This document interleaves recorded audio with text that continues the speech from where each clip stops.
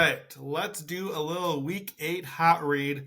Bit of a tough streak here. We're getting CLV, but not getting our picks across. So let's get a win on the board. Let's go back to a just win baby teaser to get our week started out.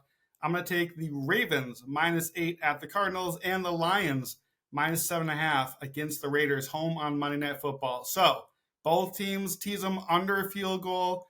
Ravens demolished the Lions. We're taking both teams here, but I don't need to sell you on the Ravens. They obviously just had one of the best wins of the season, in my opinion.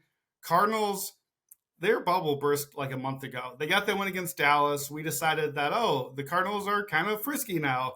And then right about then, they kind of regressed back to bottom 5, pretty much everything as we expected. The offense has gotten worse each week. Their defense was second to worst in DVOA entering the weekend. And Baltimore basically just played a perfect game from Lamar Jackson in the offense. Todd Monken, I think, finally got his top performance he's been looking for. I think the Ravens can kind of do anything they want against the Cardinals defense.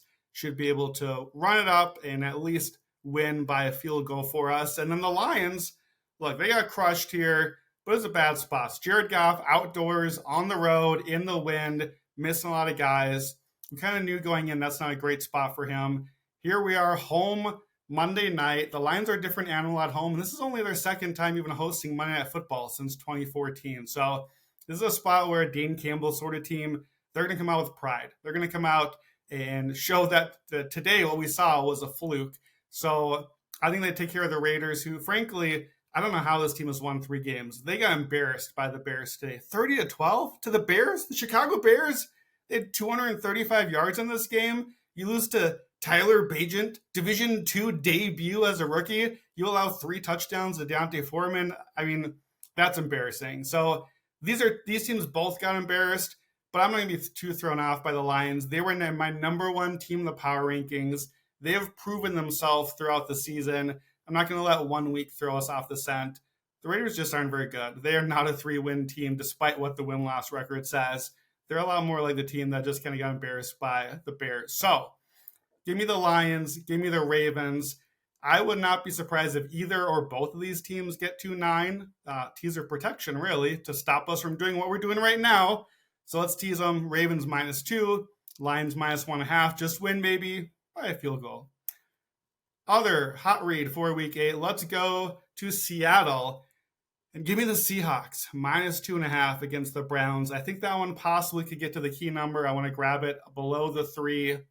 Boy, goofy game for the Browns on Sunday. RIP to our hot read under 41. Both teams just about cleared that, so that did not work out for us. I don't know how Cleveland scored 39, though. Deshaun Watson is terrible. He's apparently back, but he completed 1 pass on 5 attempts. He throws an interception.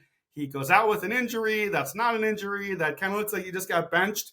You're getting benched this mega contract for PJ Walker, who continues to be not great. He had 2 turnovers in more incompletions than completions. And this historic Browns defense we've been talking about all year, I don't know what happened. They allowed 9 plays to the Colts of 17 plays or more. And the Colts aren't really even an explosive offense, and they're playing with a backup quarterback in Gardner Minshew. Myles Garrett effectively single-handedly wins the game for the Browns, generally half their points.